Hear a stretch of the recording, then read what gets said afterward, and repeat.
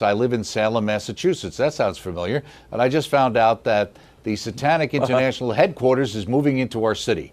They claim they are just another religion. What is your advice other than fasting and praying? Please help. Thanks and God bless. Interesting. Well, fasting and praying is probably the most powerful thing that you can do, and especially to do it with other people.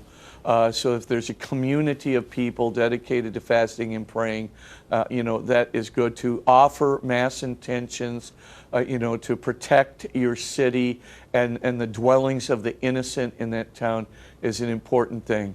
Yes, Satanism, much as it tries to portray itself as just a very innocent kind of version of religion, a do-what-you-will religion, it is not a do-what-you-will religion.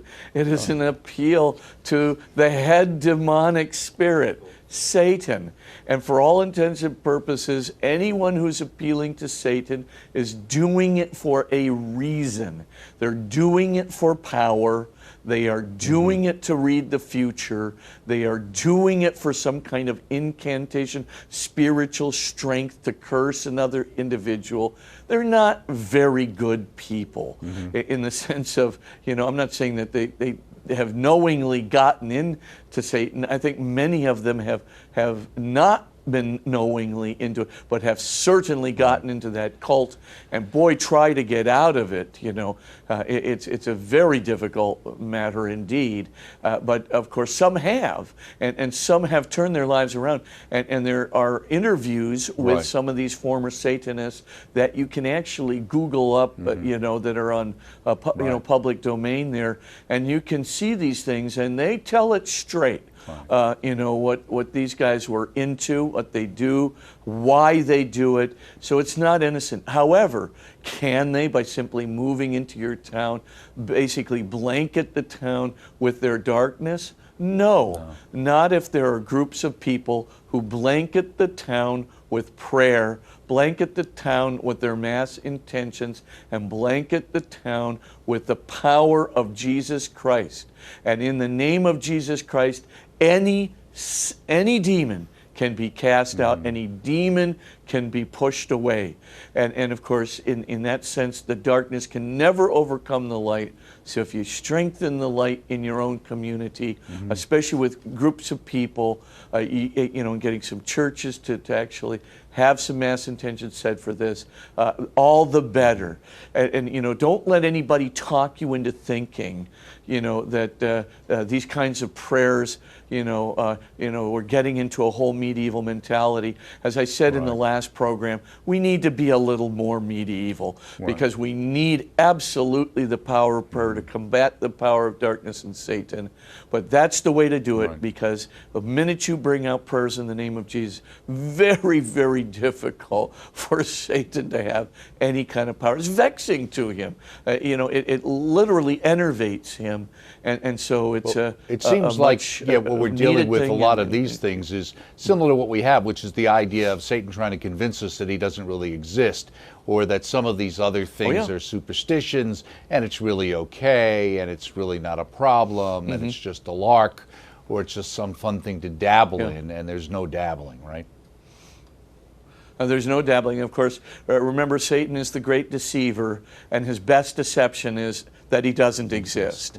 And of course, to the extent that we do not believe in a malevolent spirit, in that sense, you'd have to say that all the malevolence in the world is due to the human spirit. I don't believe that, as G.K. Chesterton implied at one point or another. That's a really difficult thing to swallow. If you look around the world, it looks like there's a lot of evil out there, and boy, I'll tell you, you don't have to look just at the death camps or something after during World War II. But all you have to do is look around now. But the grand deception is that he doesn't exist. There's no such thing as a tempter.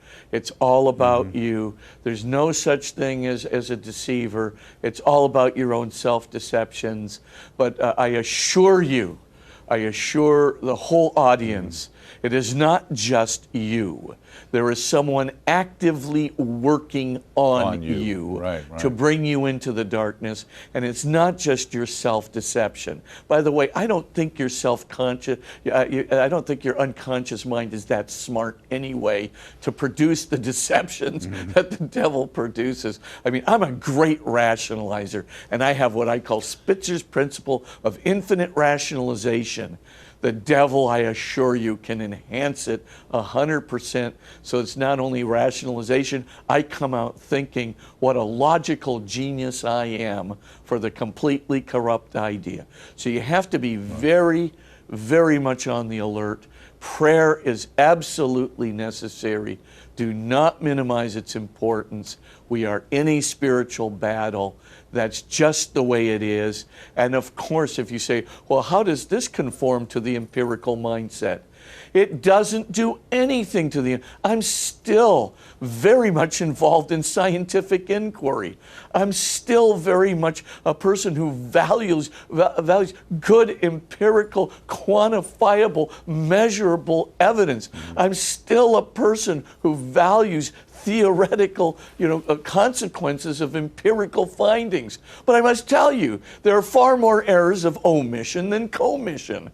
I mean, we can believe all we want in the empirical mindset, but there is also a spiritual level in this world, and it comes not only from our free will, it comes from the fact that we have a transphysical soul, and it comes from the fact that there are actually spiritual creatures, angelic creatures that are there, who of course have their own influence and dominion.